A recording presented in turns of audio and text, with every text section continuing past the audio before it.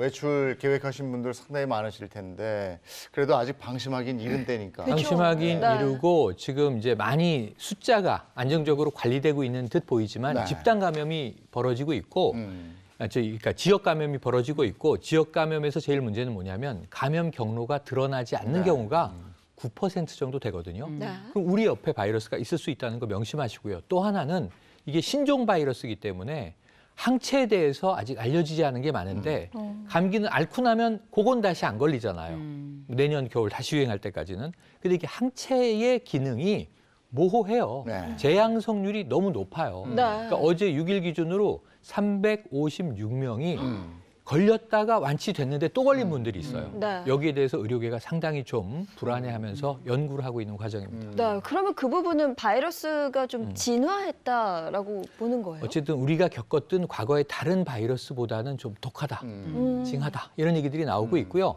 이게 연구를 통해서 밝혀져야 하기 때문에 이게 재양성이라고 하는 것이 네. 걸렸다가 또 걸릴 수도 있는 것인지 아니 근데 확실한 거는 항체가 생겨서 겪었다 하더라도 바이러스가 내 몸 안에 오래 잔존해 있는 것만은 사실이다. 그래서 그런 부분에 있어서는 또 다시 유행이 돌아온다면 다음 가을 겨울에 네. 이때는 아마 더 강하게 독하게 변종이 나타날 가능성이 높다고 해서 아예 없앨 수 있는 게 아니라 네. 더불어 사는 방법을 찾아야 되는 게 아니냐. 그래서 지금 생활 방역이라고 하는 게 장기화될 것으로 보고 있어요. 네. 그래서 포스트 코로나 시대는 이전으로 돌아갈 수는 없다라는 얘기를 하는 거죠.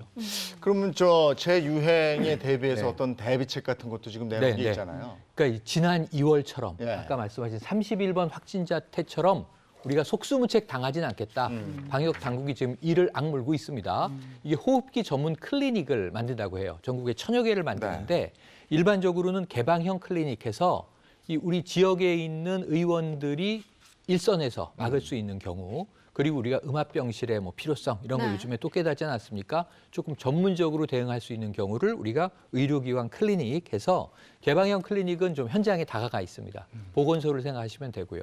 의료기관 클리닉은 우리가 이 국민안심병원 같은 경우를 생각하시면 됩니다. 이걸 일상화해서 이 의료 체제 전면에 배치하겠다는 계획을 가지고 있습니다. 예. 네. 근데 저는 다가올 여름이 정말 복병이다 싶은 게요. 기사마다 내용이 굉장히 다른 게 어떤 기사는 60도 이상이면 뭐 생존할 수 있다 이런 얘기가 있고 또 어떤 기사는 좀 더워지면 전파가 느려진다 얘기가 너무 다르거든요. 저도 몰라요. 모르죠. 그래서 의료 전문가한테 물어봤더니 모르신대요. 그러니까 지금 말씀하신 대로 보고가 다 다른 거예요. 중국에서는 아마 이제 기온이 여름철로 가면 바이러스가 소멸된다고 얘기는 안 했지만 바이러스의 활동이 상당히 억제될 것이다.